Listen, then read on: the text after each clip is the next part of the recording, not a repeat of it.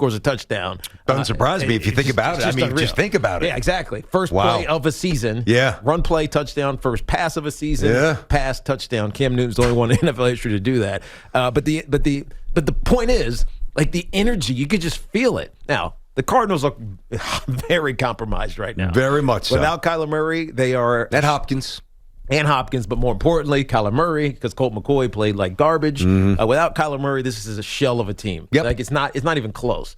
And in fact, if Kyler Murray, you said this about Russell Wilson last week, if Kyler Murray comes back and they win out, Kyler Murray should easily be the MVP. Because without him, they are terrible. It just illuminates the value. But look at them without him, and look at them with him. But that's not even the story. Yeah. The story is Cam Newton. Good story. Lifted this team. You called it last week. This is going to be the comeback. I don't forget how you worded it, like the comeback story of the season. And it feels that way. He's already taken first-team reps. Obviously, Rule said he's getting every first-team rep this week. P.J. Walker played okay. Wasn't bad, but he wasn't nothing special. Let's see Cam. You know what?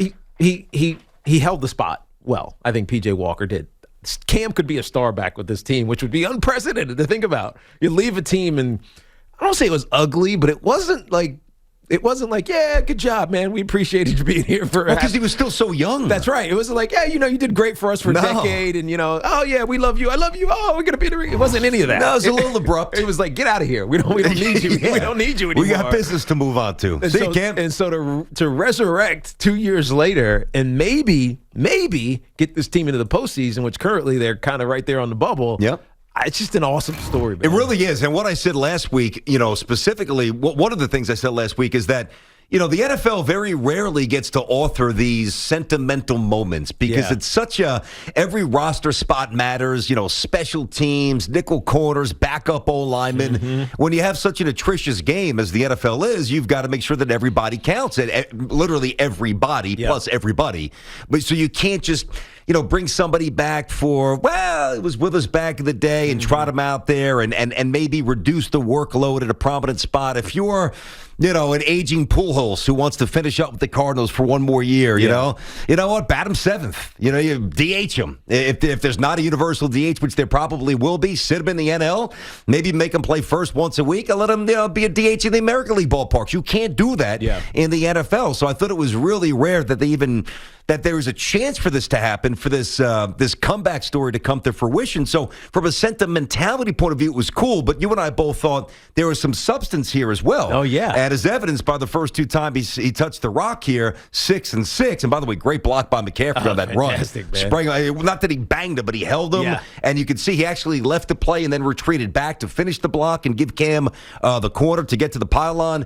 It was just good stuff. And now, you mentioned Christian McCaffrey. The real reason that Carolina played so well is because of Christian McCaffrey. He was back to doing Christian McCaffrey things, which is dominating on the ground. He had almost 100 yards rushing, 95, I believe it was, but also 50 or 60 or something through the air as well. With Christian McCaffrey on your team and in your offense, you're going to be explosive, you're going to be special, and that helps. It helped P.J. Walker significantly. Obviously, it helped Cam Newton on the touchdown because he did the selfless thing, which a lot of running backs don't want to do, which is lead block. So he did that. But I think this team feels like it's coming into a different, different sense of itself. Now, what does this mean for Sam Darnold? To me, even though they're going to have to pay him $19 million, Sam Darnold's never taken a starting snap for the Carolina Panthers again.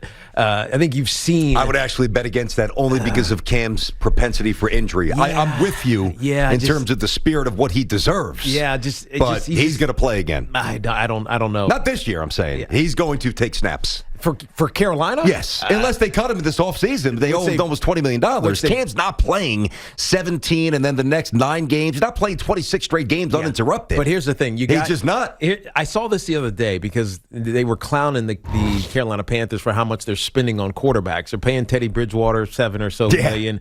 How about Teddy ducking off that tackle? I know. That was weak, man. Yeah, I understand. Baker got hurt, but that was a really bad look. I agree. But anyway, so they're paying Teddy Bridgewater. They're playing Cam now. Which 4.5, which could trigger up to $10 million with incentives. You got Sam on the hook for $20 next year, and then they're paying Sam. And on paper, it's like, oh, dude, you're paying all these quarterbacks all this money. But actually, from a cap perspective, you're actually ahead of the curve. It's only about $29-30 million. Right. You're okay. You're ahead of the curve compared to most less teams. Actually, if you think about it. Right. So I know they made a big deal about that, but I actually think that's good management of a bad quarterbacking situation. I agree. It also shows the willingness to admit to mistakes. Yes. Which is what a lot of teams don't want to do. A lot of GMs don't want to do that. But if it ain't working, hey, you got to go. Swallow the extra, right? You don't have to worry about it, right? Forget about it, right? It's not like you're paying $45 million for your quarterback position. You're paying less than 30. So I know people were clowning them a little bit for this, but you got to do what works, especially for a team and a coach who knows that they have a system that can win. If they have some stability at the quarterback position, and now that Cam, seemingly is going to be back in that role, who knows what can happen for them? It's exciting if you're a Carolina Panthers fan, because I know for the last couple of weeks, Carolina Panthers fans have been saying, we suck. We have zero chance of doing anything. I mean, that's literally Carolina Panthers fans I've had conversations with. They're saying, we suck. It's hard to go to these games. Oh, now, man.